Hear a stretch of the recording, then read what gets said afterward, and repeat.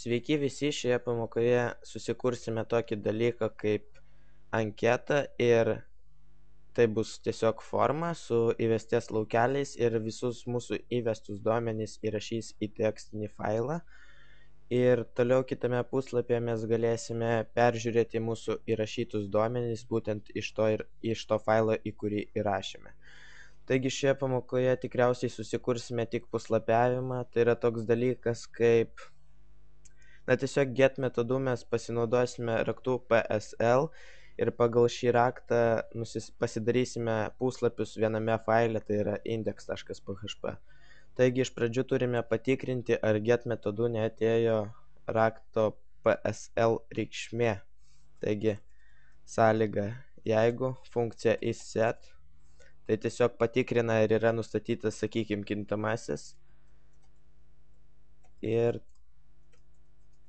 toliau ši sąlyga skamba maždaug taip. Jeigu yra nustatytas get metodu atsiųstas raktas PSL, vykdo šį kodą, kuriame mes kintamai PSL padarysime rakto PSL reikšmę. Tai tiesiog jeigu mes prie savo svetainės adreso pridėsime klaustuką raktą PSL lygybės ženklą ir kokią nors reikšmę, mums į kintamąjį PSL įrašys būtent tą reikšmę. O jeigu ne, mums tiesiog kintamąjį PSL padarys tuščią. Ir toliau, jeigu kintamasis PSL yra tuščias, mums tiesiog atvaizduoja, sakykime, pagrindinį puslapį, kuriame yra anketa. Štai galime patikrinti.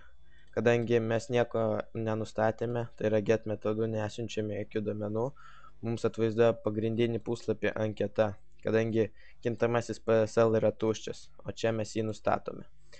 Bet jeigu mes būtume nustatę, tarkim, štai mūsų failas, klaustukas ir, sakykime, PSL raktas, lygybės ženklas, tai yra tiesiog raktui PSL priskiria reikšmę, tarkim, peržiūra. Ir štai, mums nieko nerodo, tačiau kintamui PSL priskiria reikšmę peržiūra. Štai.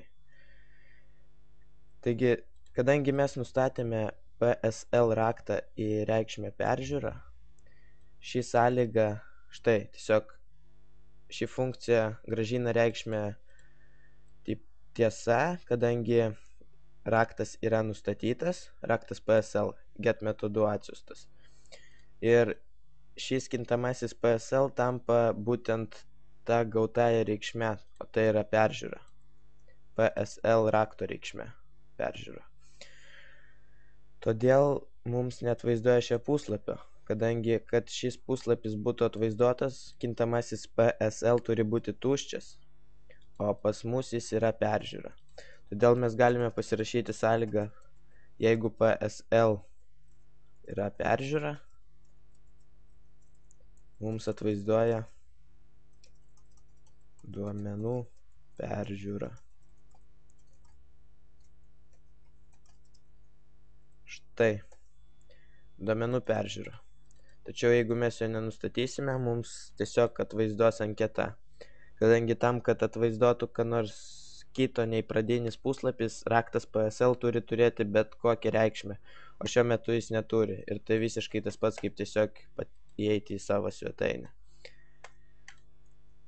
Na ir pagrinde šioje pamokoje tiek, reikia tiesiog jums pasidaryti tokį puslapiavimą, kad viename faile jūs galėtumėte tiesiog turėti daugiau nei vieną puslapį.